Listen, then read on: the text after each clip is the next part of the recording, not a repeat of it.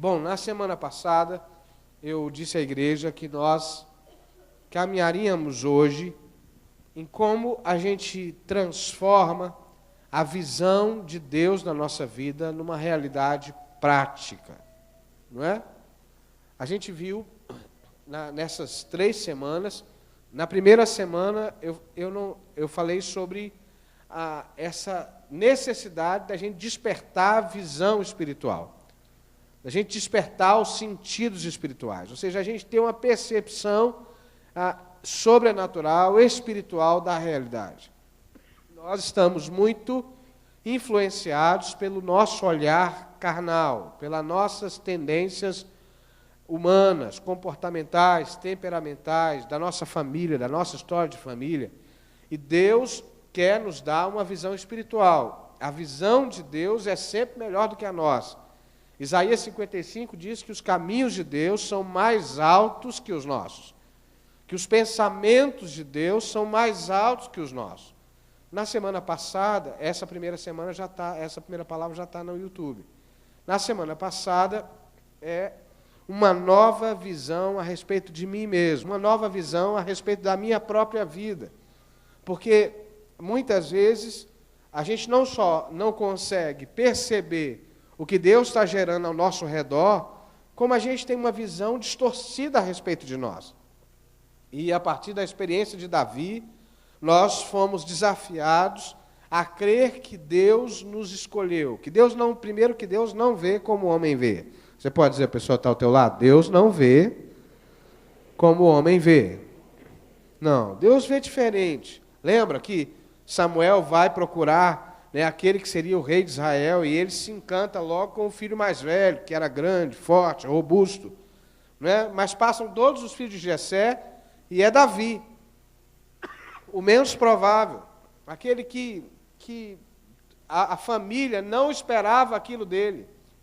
É interessante que, às vezes, a nossa família estabelece um rótulo, um paradigma, um estigma sobre a nossa vida, e nós aceitamos, porque é a família que deu, não é? A gente tem que tomar muito cuidado com o que a gente diz a respeito da esposa, dos filhos, porque a família tende a acreditar no que a gente diz. Não é? Porque, por mais que isso seja dito numa hora de raiva, não é? A gente teve uma época que a gente gostava de dizer assim, as palavras têm poder. Não é? É mais do que isso. É mais do que isso. É uma palavra de alguém que não tem nenhum vínculo comigo, não vai gerar muito impacto na minha vida, porque bate e volta. Mas a palavra que é liberada por alguém que eu amo, por alguém que eu confio, por alguém que eu respeito, essa palavra tende a entrar no coração. E por isso a nossa palavra precisa ser medida, calculada.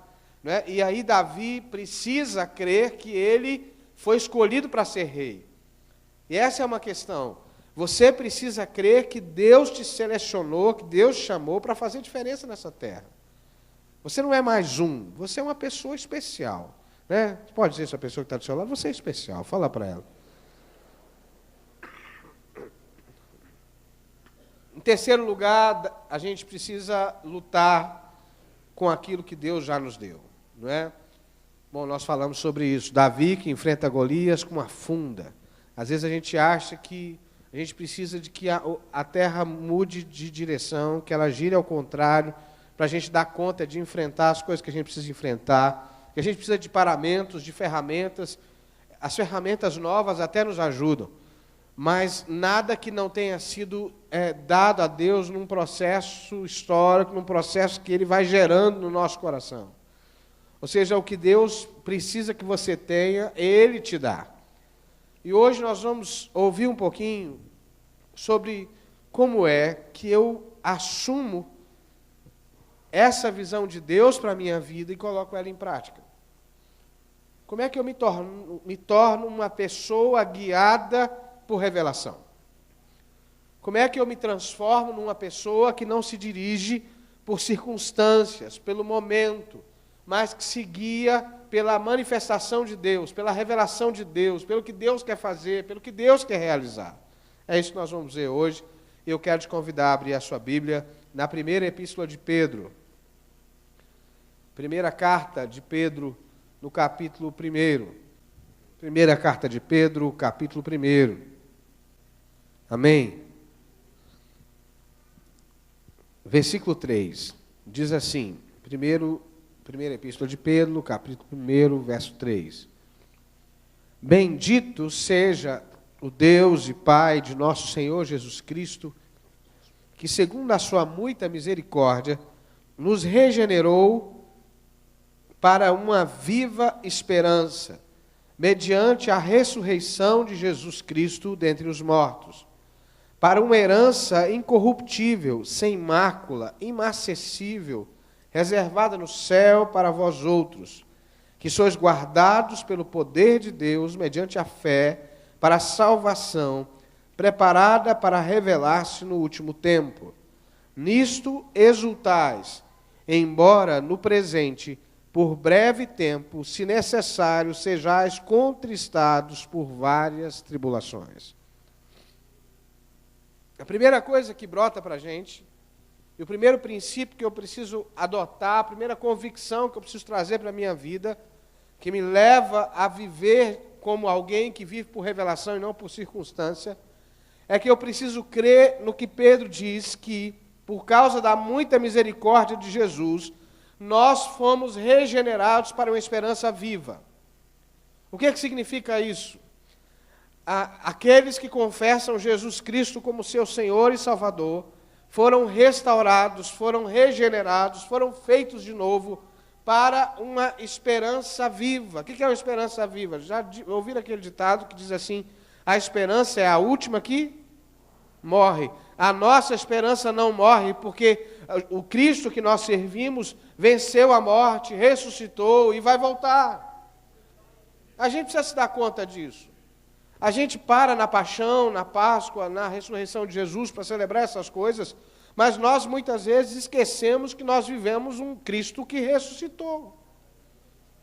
A gente vive como se servisse um Deus morto.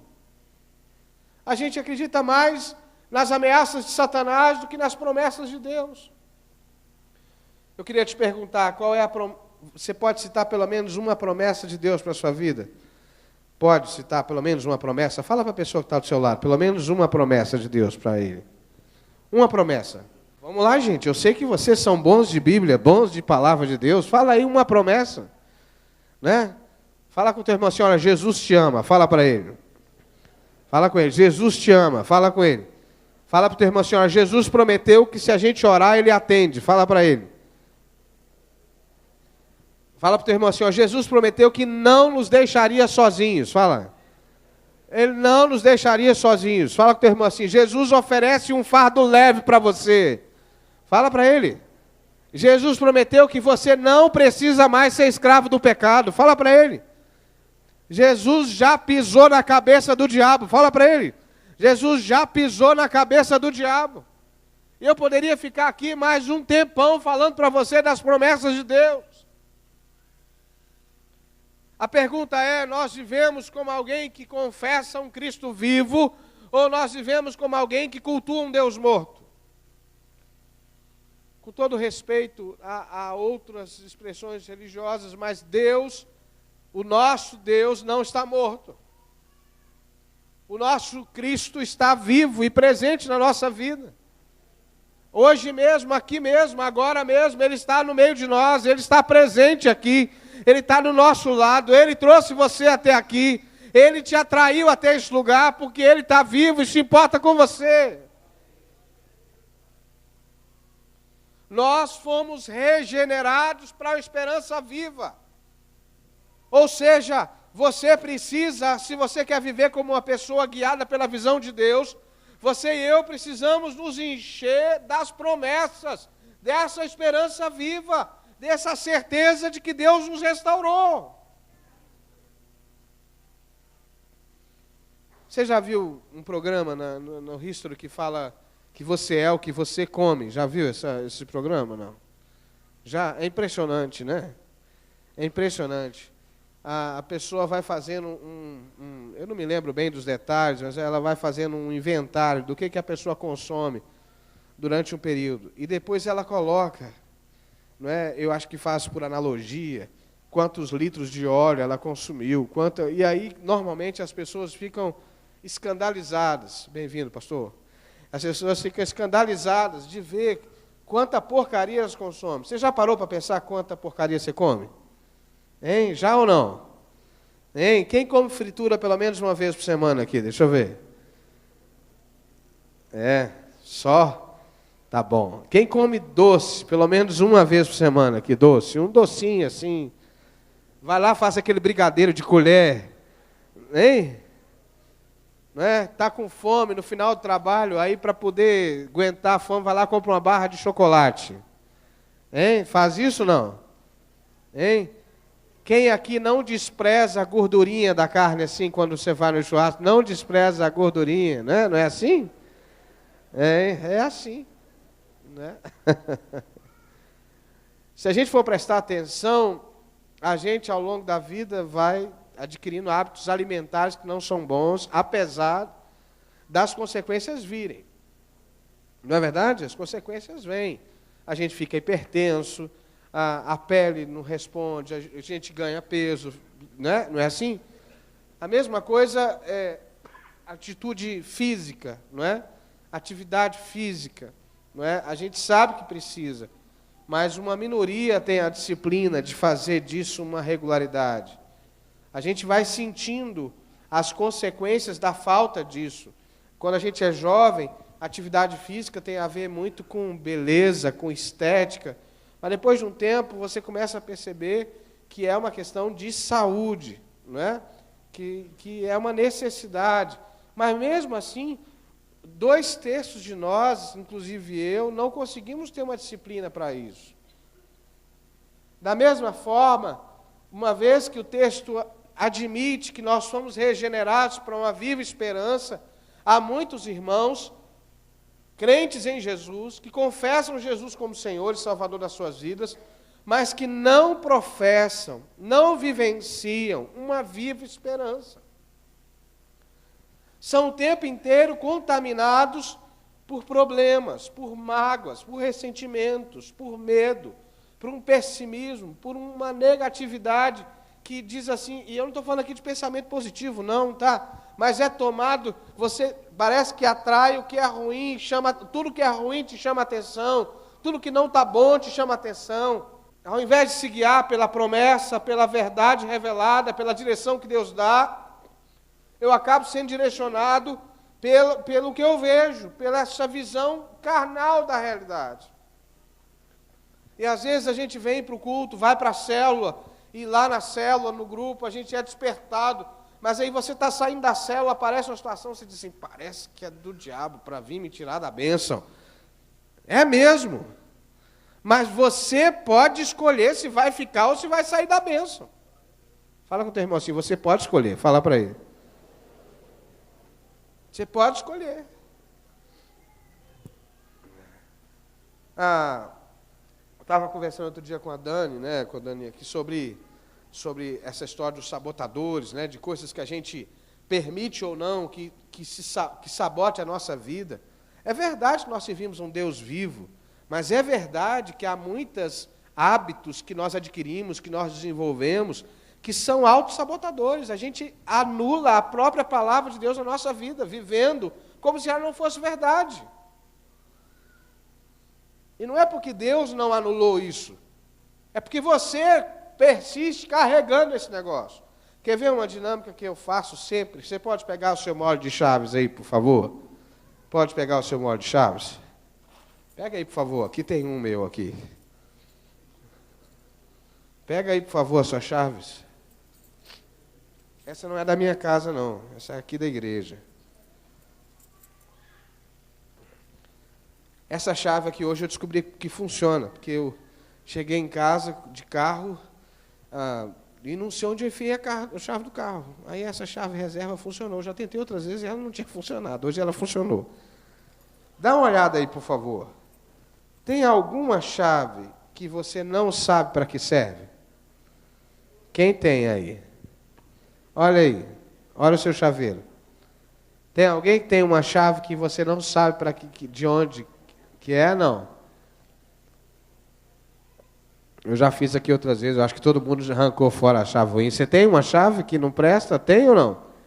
Tem, aqui tem uma. Quem mais tem uma chave que não... Ali tem outra ali com o oceano. Quem mais tem chave que não usa mais? Tem também? O que está fazendo aí no chaveiro? Hein? Tem um valor sentimental para vocês? Hein? A gente anda carregando coisas assim. Chaves que não abrem mais portas. Situações que não deviam estar mais na nossa vida.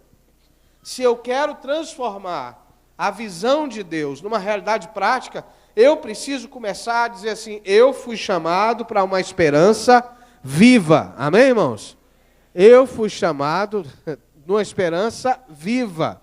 Eu fui chamado para uma esperança viva. Então eu preciso viver dessa forma. Eu brinco quando eu vou fazer uma negociação com alguém e a pessoa diz que está muito difícil, eu digo para ele assim, eu creio em ressurreição, cara. Eu não tenho dificuldade de acreditar que a gente pode chegar num negócio aqui, porque eu creio em ressurreição. Quem crê em ressurreição não tem nada difícil para ele. Amém? Então fala com o teu irmão assim, você crê em ressurreição, fala para ele. Então não tem problema maior do que a ressurreição de Jesus, amém? Não tem luta maior do que a ressurreição de Jesus, tem ou não? Tem pecado maior do que a graça de Deus, não? Não. Então é essa esperança que mobiliza a gente. E às vezes a gente precisa um do outro para nos estimular nisso. Porque sozinhos a gente acaba esmorecendo. Sozinhos a gente acaba sendo contaminado por esse sentimento que está à nossa volta. Então, por isso que a Bíblia diz que é para a gente exortar um ao outro. É por isso que a gente precisa de células na igreja. As células não são uma opção, irmãos. A gente aqui não obriga ninguém para a célula, não tem uma igreja metodista, inclusive, na Ásia, que o pastor disse que até para enterrar tem que estar na célula. Não é para casar, você é de uma célula, então a gente vai casar você. Né? Você, né, se não for de uma célula, não vai entrar. Não, aqui a gente não impõe esse tipo de situação. Mas a gente talvez até deveria impor, porque, na verdade, a gente precisa desse apoio mútuo, que o irmão diz assim, querido, você foi comprado por uma esperança viva, ó, levanta a tua cabeça, desperta. Então, a primeira coisa, queridos, para a gente colocar em prática essa visão espiritual de Deus, é lembrar do nosso fundamento. É trazer para a vida uma atitude esperançosa. Amém? Como é que você pode olhar para a vida com uma atitude esperançosa? Como é que pode? O que é esperança viva? É você crer que mesmo quando Pedro diz, nós estamos passando, mesmo que a gente passe por um breve tempo de provação, nós exultamos na esperança que temos. Quando a gente olha para o Brasil, quando a gente olha para esses escândalos que estão aí, a gente tem alguma esperança? Não. Não mesmo. Porque, na verdade, tudo que está vindo à tona, a gente já sabia, não é verdade? A gente só não sabia o nome, endereço, a quantidade. Mas a gente já tem a percepção de que o sistema está corrompido. Mas nós ainda cremos que Deus tem um plano para o Brasil. Nós cremos que Deus tem um plano para a cidade de Petrópolis. Cremos até que esse levantar de tapete, de Deus levantar e trazer a sujeira para cima, é resposta às nossas orações. Cremos que Deus vai fazer um avivamento santo nesse país e vai mudar a história desse país. É isso a esperança viva. Você está difícil hoje, está com dificuldade, não está animado, mas você vai levantar e vai dizer assim, eu sei que o meu Redentor vive. Amém?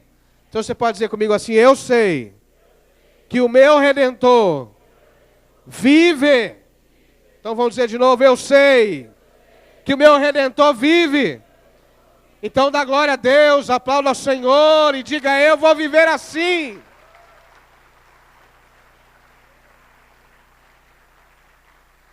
Eu falava aqui semana passada que antes de conhecer Jesus, nós éramos mortos-vivos. E eu disse também que por falta de uma visão espiritual, há muitas vezes pessoas na igreja que são vivos-mortos. Ressuscitaram, mas vivem como mortos. Foram livres, desatados, mas vivem como mortos. Eu e você precisamos nos encher de uma esperança viva. e dizer assim: eu creio que o meu Deus é comigo, eu creio que o Senhor vai me levantar, eu creio que o Senhor vai me restaurar, eu creio que a graça é maior que o meu pecado. Se for preciso, querido, escreva na parede da sua casa: o meu Redentor vive, a mão dele está sobre mim, as suas promessas não vão falhar. Coloca a música para tocar todo dia: o meu Redentor vive, a minha esperança está no Senhor. Mas em nome de Jesus, não reproduza um discurso de morte. Não incorpore um discurso de morte. Não assimile na sua vida uma cultura de morte, porque você foi regenerado para uma esperança viva. Amém, meu irmão? A segunda coisa está no capítulo 2 de Pedro. Despojando-vos, portanto, de toda maldade e dolo, de hipocrisia, de inveja, de toda sorte de maldades, desejai ardentemente, como crianças recém-nascidas, o genuíno leite espiritual, para que por ele vos seja dado crescimento para a salvação, se é que já tendes a experiência de que o Senhor é bondoso, chegando-vos para ele a pedra que vive rejeitada assim pelos homens, mas para Deus eleita e preciosa. Também vós mesmos, como pedras vivas, sois edificados casa espiritual para seres sacerdócio santo, a fim de oferecerdes a Deus sacrifícios espirituais agradáveis a Deus por intermédio de Jesus Cristo. Amém. Olha que rico isso aqui. Segunda coisa é que nós precisamos nos despojar do velho homem e da velha mulher. O que é despojar? Deixar para trás. A gente precisa deixar as vestes do pecado, da maldade, da hipocrisia, da mentira, da falsidade, da maledicência. Ou seja, se eu quero viver como homem e mulher de Deus, guiado pela direção espiritual que Deus tem para a minha vida, eu preciso resolver isso. Por isso que a Bíblia diz que seja a vossa palavra sim, sim, ou não, não. Que o passar disso vem do maligno. Se você escolheu ser guiado por essa esperança viva, você precisa começar a se vestir como ele e se despir do velho homem. Entende? Aquele que mentia não mente mais. Aquele que falava mal dos outros não fala mais. Aquele que guardava rancor não guarda mais. Aquele que sonegava imposto não sonega mais. Aquele que desrespeita não desrespeita mais. Aquele que era rancoroso perdoa. Mas, pastor, como é que é isso? Eu não dou conta disso, pastor. Parece que o meu temperamento é mais forte. O meu temperamento é mais forte do que isso. Pedro diz assim: desejai ardentemente, como crianças, o genuíno leite espiritual, para que vocês possam crescer na salvação. São ações coordenadas, concatenadas, conectadas. Primeiro eu admito, assumo uma esperança viva, entendeu? Confesso a esperança viva. Depois eu me dispo, ou seja, eu tiro as roupas da mentira. Eu assumo a verdade a respeito de mim mesmo, a respeito dos meus relacionamentos. Sabe, não é que a gente vira aquela imagem dos santos como é que é aquele estilo? Barroco, né? Não é para a gente se tornar santo barroco, né? Que tem aquela carinha assim, angelical, a auréola em cima, não é isso. Santidade não tem a ver com isso, tem a ver com verdade. Tem a ver que, se o Natan está aqui comigo e a gente teve uma dificuldade, eu não vou ter dificuldade de dizer: Natan, ainda não desceu, cara. Está entalado aqui. Mas me dá um tempinho, ora por mim. Eu vou orar também. Já te perdoei, porque perdão é escolha, não é sentimento. Entendeu? Ou vice-versa. Pastor, já te perdoei. Mas Deus vai tratar o sentimento aqui. Deus vai tratar o que ficou, as arestas, as feridas. Isso aqui precisa de tempo. Não é assim quando você corta, para de sangrar e sara na mesma hora, não? Não é assim? Na igreja a gente tem uma ideia equivocada de que ferida vai ser resolvida da noite para o dia. A gente perdoa. A cura vem pelo Espírito Santo. Num processo em que você vai gerando, Deus vai tratando, vai tratando. A hora que você lembra com raiva, você perdoa de novo. E perdoa de novo, e perdoa de novo. É assim mesmo, até que você não se lembre mais com mágoa, com dor. Mas você não vai guardar com a sua vida coisas que você sabe, pelo Espírito Santo de Deus, que não te edificam. Entendeu? Não te edifica. A gente tem um hábito, especialmente em cidade pequena, não é? E eu sou de uma cidade pequena menor que essa aqui, a minha cidade tem a metade dos habitantes que Petrópolis tem, a cidade que eu nasci. Em cidade pequena, que tem um centro, todo mundo logo fica sabendo de tudo. Acontece uma coisa e logo todo mundo fica sabendo, e a gente repercute, fala, aumenta, estica, né?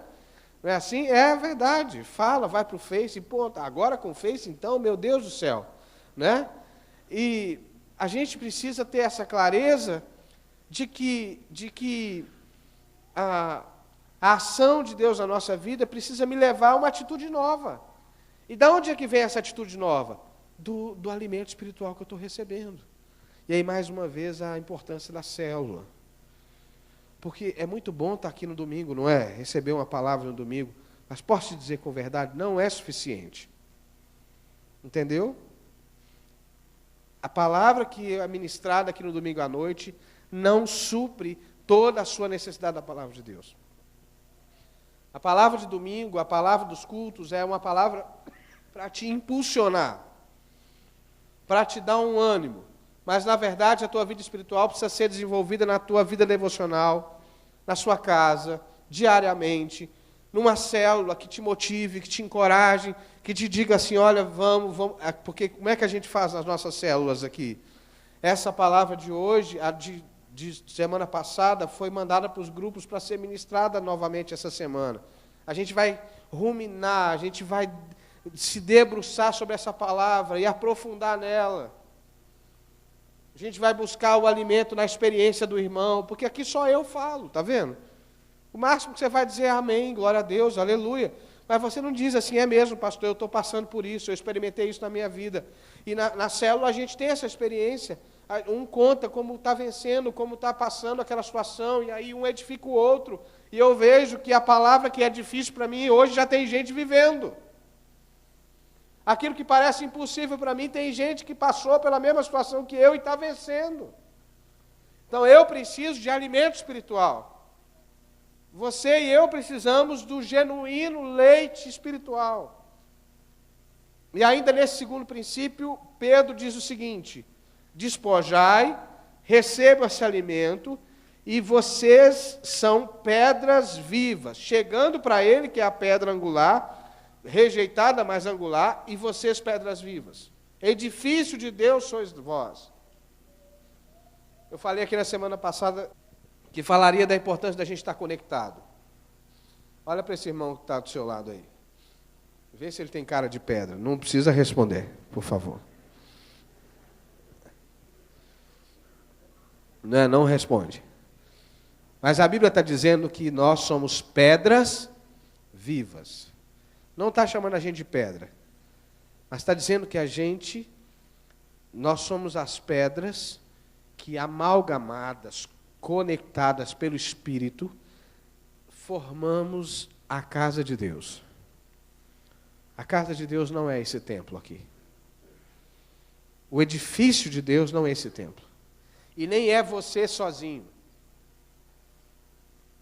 Você é pedra viva.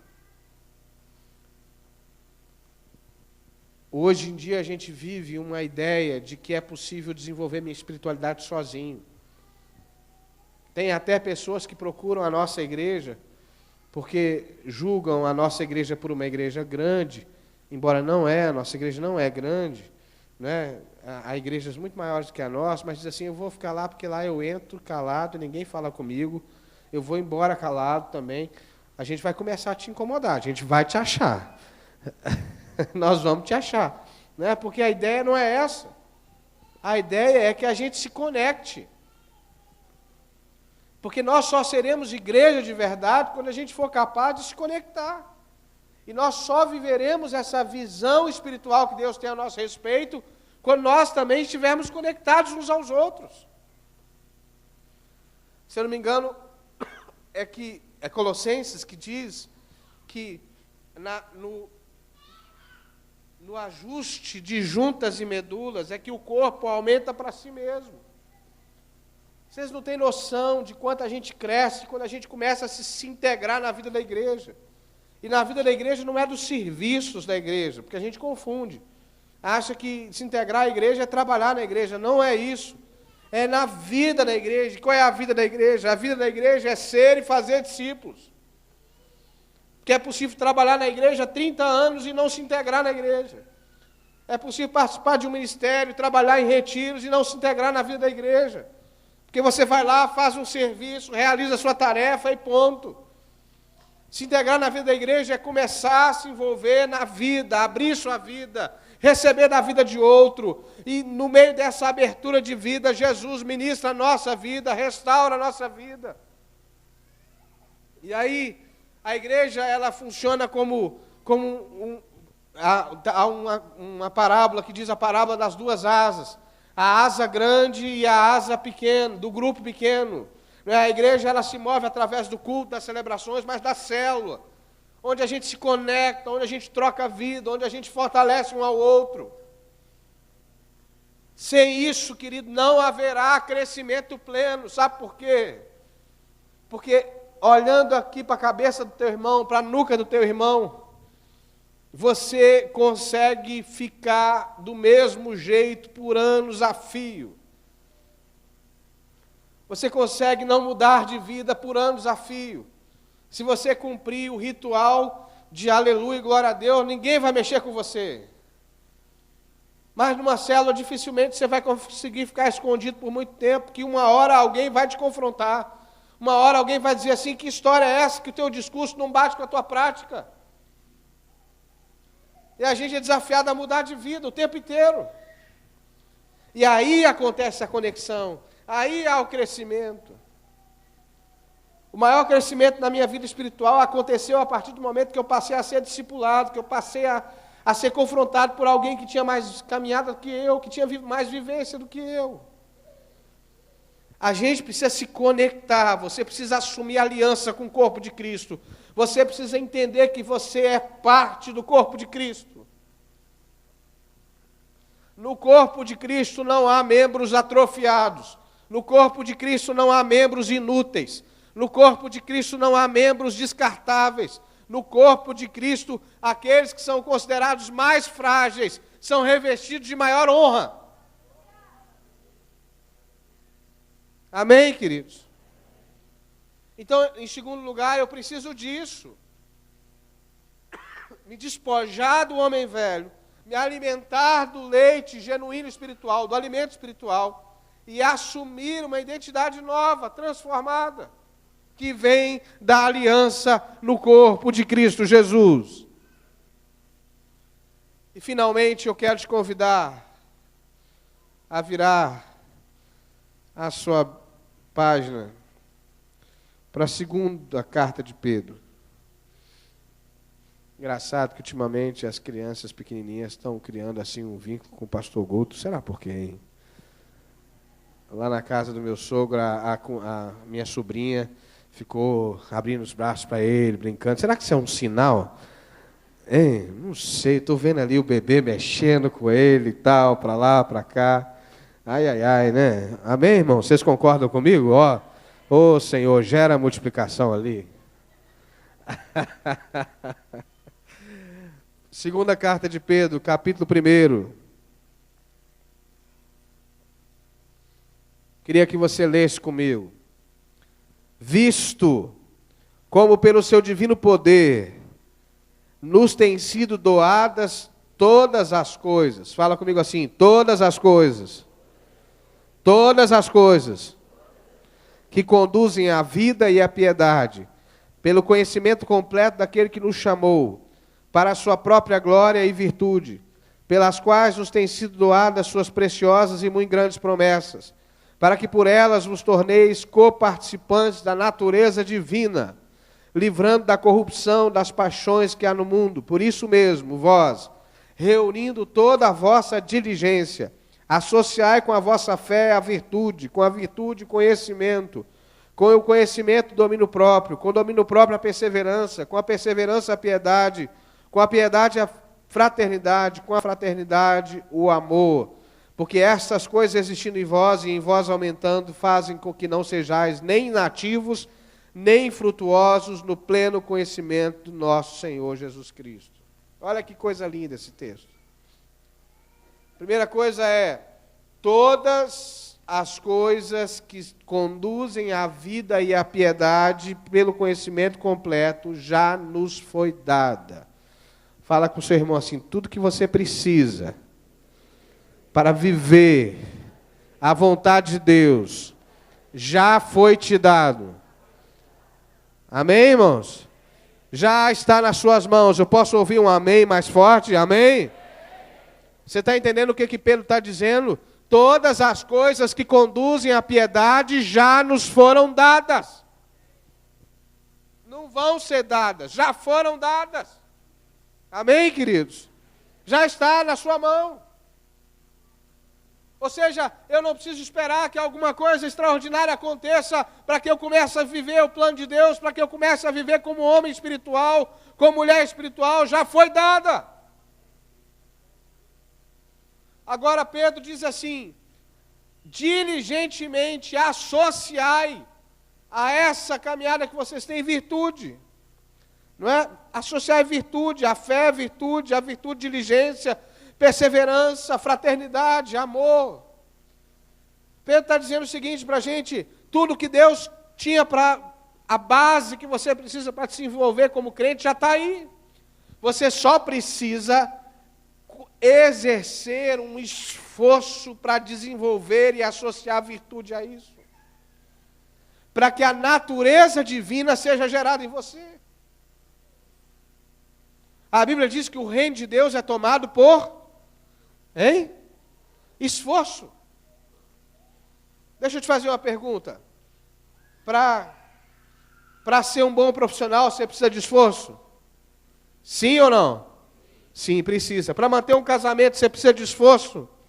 Sim ou não? Precisa. Para manter um emprego, precisa de esforço? Precisa. Para atingir objetivos novos na vida, precisa de esforço? Precisa. Na vida espiritual também precisa. Para crescer, para desenvolver o potencial profético que há sobre a tua vida, precisa de esforço, precisa de diligência, precisa associar a virtude à sua vida, você precisa procurar coisas boas. Tem alguém que ora mais que você, então procura essa pessoa e diz assim, eu quero aprender a orar, me ajuda, como é que você faz para poder gastar tanto tempo em oração? Você tem alguém que lê a Bíblia mais que você, como é que você faz para ler a Bíblia assim? Tem alguém que ganha mais vidas que você, como é que você faz para fazer discípulos assim? Como é que é? Me explica, me mostra. Esforça-te, meu irmão, esforça-te, porque o Senhor vai te recompensar. Porque na medida que o esforço não é para agradar a Deus, o esforço é para aniquilar a natureza terrena e pecaminosa que existe aqui, ó. Entendeu? Para ir aos poucos assimilando a natureza divina, o que Deus quer fazer. E olha o que Pedro diz, olha, presta atenção, versículo 8, acompanha comigo o versículo 8. Porque estas coisas existindo em vós, e em vós aumentando, faz que não sejais nem inativos, nem infrutuosos no pleno conhecimento do nosso Senhor Jesus Cristo. Ou seja, por que há membros inativos no corpo de Cristo? Por que há membros infrutuosos no corpo de Cristo? Porque há pessoas que não desenvolveram a sua espiritualidade como deve. E por isso permanecem inativos e infrutuosos. Mas na medida que eu entendo, em primeiro lugar, que eu fui chamado para uma esperança viva, que eu fui chamado para viver uma esperança viva. Em segundo lugar, que eu posso me despojar do velho homem e me alimentar de um alimento pleno e viver como pedra viva, alinhada no corpo de Cristo Jesus. E em terceiro lugar, quando eu descubro e percebo que tudo que eu preciso já está nas minhas mãos, eu só preciso empenhar esforço, diligência para crescer nisso. Eu preciso empenhar esforço, diligência para me aprofundar nisto. Eu vou viver a vida que Deus sonhou para mim. Eu vou crescer na fé. Eu vou crescer no Espírito. E a minha vida será uma vida frutífera na presença de Deus. Essa palavra te parece prática ou ela é teórica demais? Tá? É prática para você o bastante? Como é que eu admito e cultivo uma esperança viva? Não abra a tua boca para falar miséria. Se você tiver que abrir a tua boca, abra para profetizar a bênção sobre a tua casa, sobre a tua família. Rejeite o pecado na tua vida. Se ele acontecer, você vá para o altar, vá para a sua cama, confesse a Jesus e diga: Senhor, eu não sou desses, eu não vou retroceder, eu vou avançar em nome de Jesus. E creia que a mão de Deus está sobre a sua vida. Ele vai te fazer viver plenamente. Eu queria que a gente ficasse em pé, queria convidar o Ministério de Louvor.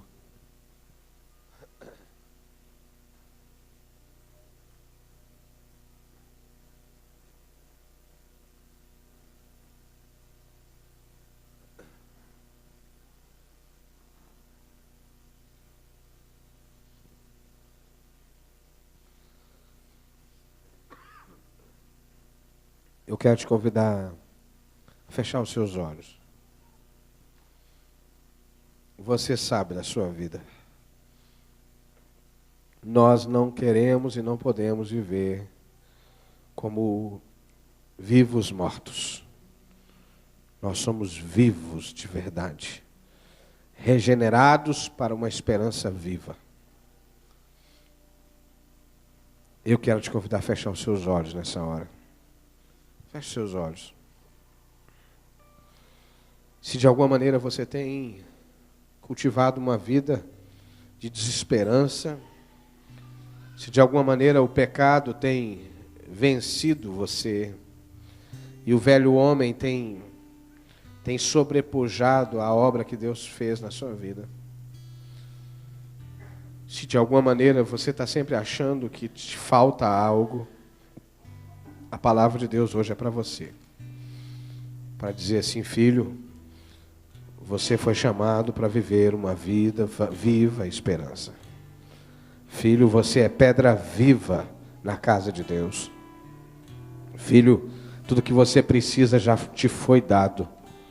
Esforça-te, tem bom ânimo, coragem, porque aquele que começou a boa obra na sua vida vai completar. Se você precisa disso, eu quero te convidar a sair do seu lugar e vir até o altar do Senhor. Venha ao altar do Senhor e venha restaurar a tua visão espiritual. Saia do teu lugar e diga assim: Senhor, eu quero uma visão nova. Eu quero ativar a minha visão espiritual. Que essa palavra possa ativar a sua visão espiritual. Saia do seu lugar e venha. E diga: Senhor, eu quero ativar a minha visão espiritual. Pode vir. Venha, você que precisa ver de uma forma diferente. Pode vir, em nome de Jesus.